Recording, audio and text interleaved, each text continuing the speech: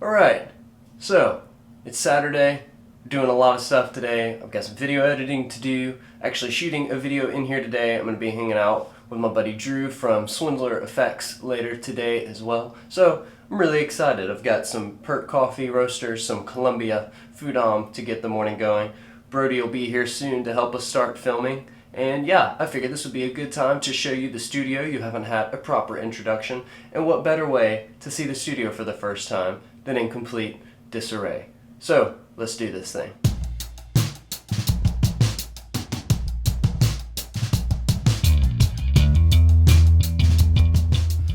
Alright, so as promised, here's the studio. Nothing special, just a spare bedroom in our house. The plan is to hopefully build out some space downstairs that will eventually be the studio, but for the next couple of years at least, we've got this space. Also, it appears I have a visitor. What'd you think, Harley? Can you say hey to the people? Not a morning dog. So, when you walk in the room, right here to the right, I have my Pelican case. This is my 1510. I use it as a carry-on, or if I need to carry a bunch of music equipment with me, if I need to have mics or an interface, or just take some extra stuff to a gig, small MIDI controller, that kind of thing. Next is my amp. You will have seen this on the channel. So this is my Sir Badger 18 and a Bad Cat cab. Really cool story about how I got this amp, but that's for another video. I leave it always set up at least with one mic. I just leave this 57 on here. Sometimes I will add a second mic, but that one's always on there just so I can quickly record ideas. Here's the guitar rack, minus my acoustic. It's not here right now. Just a bass, and then this is my Gibson ES339 Fender Telecaster that I've had for about half my life now, and my Sir Classic Pro. Moving over here to the desk, got my Focal, I don't know, I've heard it both ways. I know they're a French company. If you know, leave it in the comments, let me know how I'm supposed to pronounce it. Here are these Alpha 65s, really like them. I've only had them for about 6 months now, but they've been really great monitors, big improvement. I also have a setup that's HS5s and a sub. They're just okay compared to these. Studio desk, I try to keep it really simple and clean. 15-inch MacBook Pro. I always keep one external hard drive at least hooked up. Apollo Twin by Universal Audio, really big fan. Keep my Kemper within arm's reach. Also a couple books, because you know, they look really good, and I really like Sherlock Holmes and Edgar Allan Poe. So, there's that. You can see over here I have a mic set up. This is an Aston Origin. It's a great condenser microphone. I use that in any of the videos that you see that have dialogue in them and that kind of thing. Over here, nothing special, just a lamp. I keep my road case because ever since I redid the closet in this room, I don't have room for it. So let's move over to that. Coming to this corner, just a chair that right now my mono backpack, my flyby, is inhabiting. If you haven't seen my review on that and you're interested in it, I'll link that here. Lighting umbrella, nothing special, a couple pictures, corner. And then this was my first project in this room at the beginning of COVID-19. I decided that I wanted to make my closet just kind of a good catch-all space for cases, but also organization and like kind of a work space if I needed it. So looking in here, nothing crazy. I just have a shelf. Right now it has some books.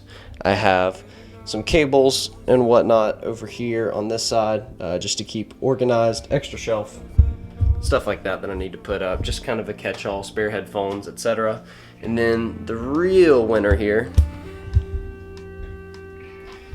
is this guy. So this is just a simple Husky tool chest. As you can see, I have it labeled thusly. Also have some other stuff in that one. So in here, I'll keep spare pedals if I want to grab something. I keep plenty of extra strings. I use Elixir 13s on acoustic, and of course the NYXLs on electric. Power supply, spare in-ears if I need them. A fuzz a good friend of mine built me, HX Stomp. Big box Electro-Harmonix Pulsar. Cool story, I actually bought this on my honeymoon in Seattle. I love that pedal, sounds really great, but it's gigantic and it's just a tremolo. So, extra picks, knives, because you know, you always need to cut stuff. Audio, mics, keep some Deoxit D5. Shout out to Mason Marangella. He turned me on to this stuff at NAMM 2017 in Nashville. Some 3M, some gaff tape, spare stuff for pedal boards and Strat and all that kind of stuff. Just some video stuff, sling, tripod, lenses, tools in the bottom drawer, MIDI controller, stand, another backpack, sling pack if I need it. Yeah, some old passes, that kind of thing. So, nothing crazy, nothing too wild. The biggest project in this room that I will certainly make a video about when I do it, as you can probably hear and see, is that there is no soundproofing, sound dampening, anything like that, no acoustic panels, and that is definitely something that I need for this room. It's boxy, as you can see by the floor. We have bamboo floors, which are really great, except that they resonate a lot, and this rug helps a little bit but doesn't totally kill it. I also have this gigantic window, so having a gigantic window is also not the most conducive to sound. So definitely need to do some sound panels in here, but yeah, that's the studio. Alright, Brody made it. Brody, say hi to the people. Hello, people. Getting everything set up, seeing how this goes. So, using side fill light is the window, main light is the umbrella, backlit, guitars, and that whole thing. So you'll essentially be watching it from here. So we're getting all of this set up. And Harley's here. And Harley's here. That's very important. Harley, what do you have to say to the people? That was good stuff. Still not a morning dog. But, okay, we're going to shoot this, and I will see you later. Alright, so I think we're done. Feel pretty good about it. Brody, how you feel? Feel fantastic. I love everything that we shot today. Riggs is pretty alright at the guitar. It took us a few tries. It took more than a few tries. It was good though. It was good. So I think we're happy with how everything came out. I'm gonna have to go through and edit stuff, but overall, feel pretty good. Brody's got some serious editing ahead. I'm gonna have to decide what of these tracks are gonna make the final cuts. So we'll see. Stay tuned.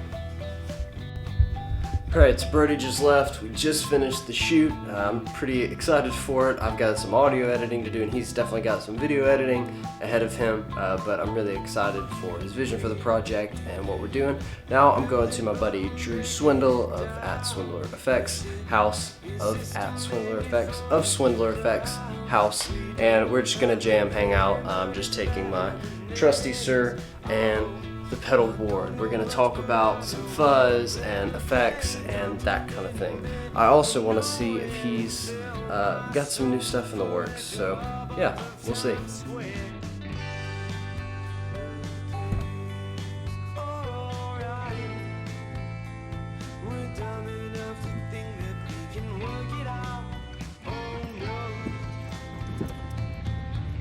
All right, headed to Drew's.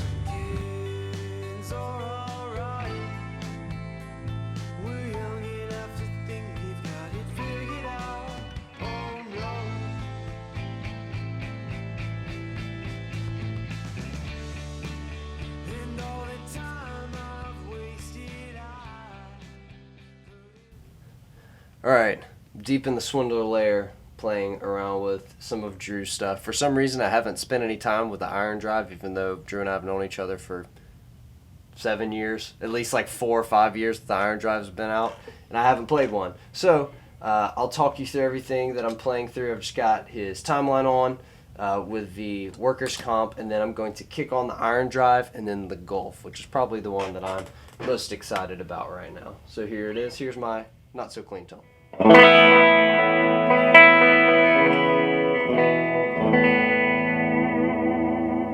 And iron drive.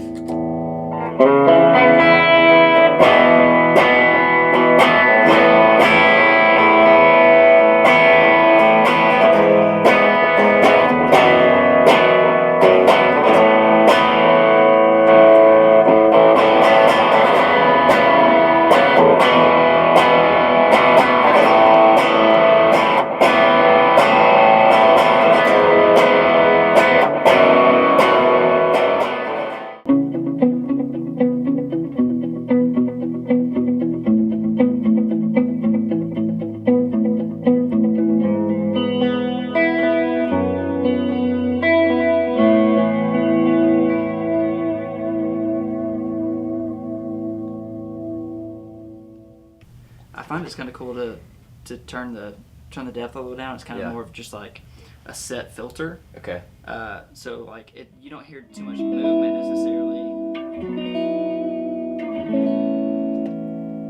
Interesting. That's your dry. Yeah. So then with that on.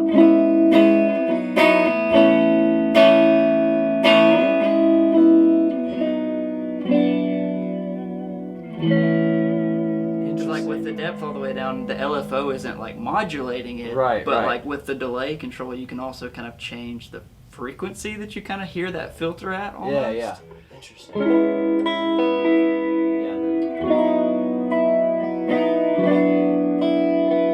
Yeah. Especially here, it's like real kind of condensed almost. Instead of that. Yeah. The square wave's really interesting too.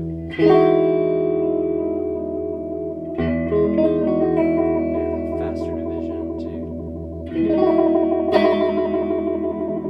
Some like sure enough vibrato in that.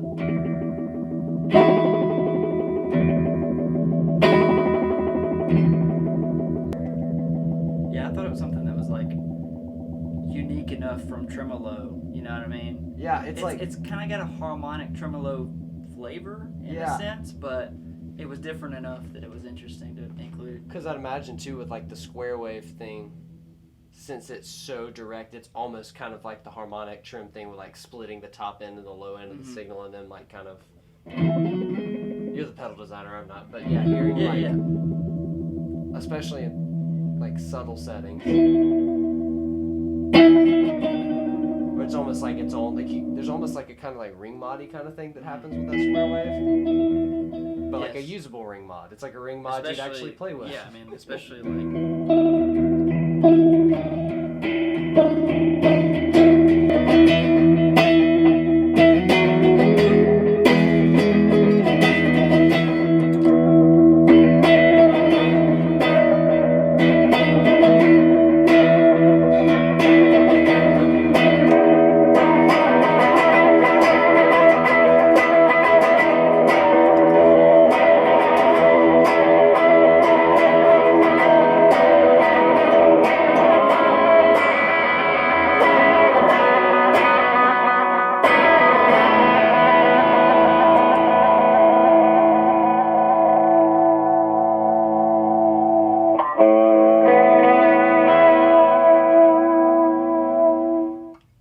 That'll do.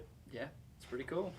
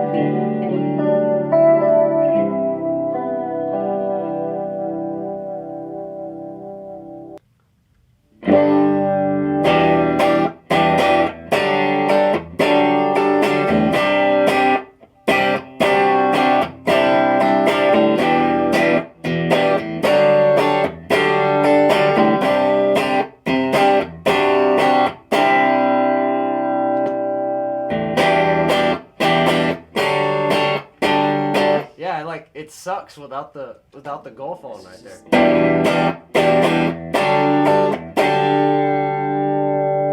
Because you can hear it in the sustain when you Sustain. But when you're stabbing, it's just got a beat. But even then, like if you've got some reverb going or something, even lower, like if you just got subtle reverb.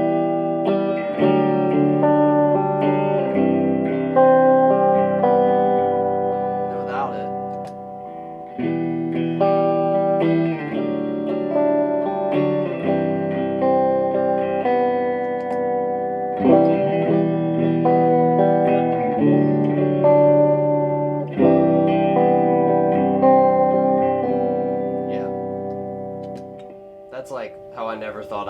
use a subtle vibrato, but it sounds super good. That harmonic trim's really nice too. Same thing. It's like you can feel it, but barely. You could probably do this, kind of put it real slow and subtle on that too, and maybe get the same. Let's see. See how, if that is.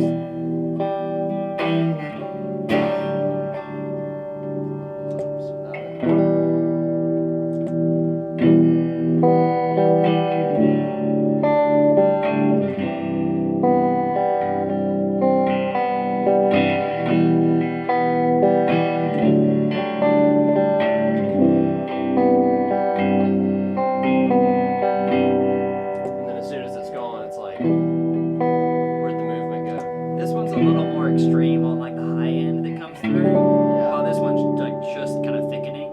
Yeah. When you depending on when you hit the high notes and when it's doing its high frequencies, it kind of poke out a little bit more. But that's also where like for me why I love harmonic trims, the feel of it. Mm-hmm. It's like I like regular trim for the effect, but harmonic trim for that, like I'm digging in and it feels kind of chewy. It's kind of.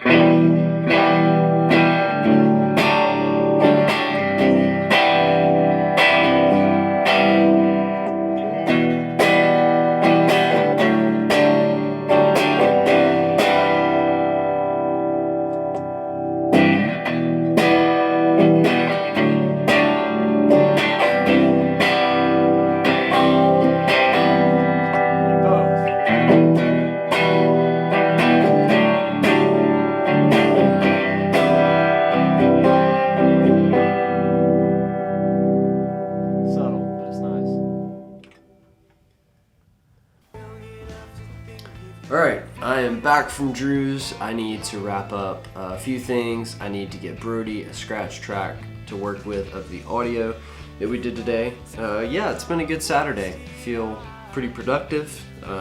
Happy with how everything's turned out. This is going to turn into a few days worth of editing down video and audio and that kind of stuff, but really happy with all that I got today.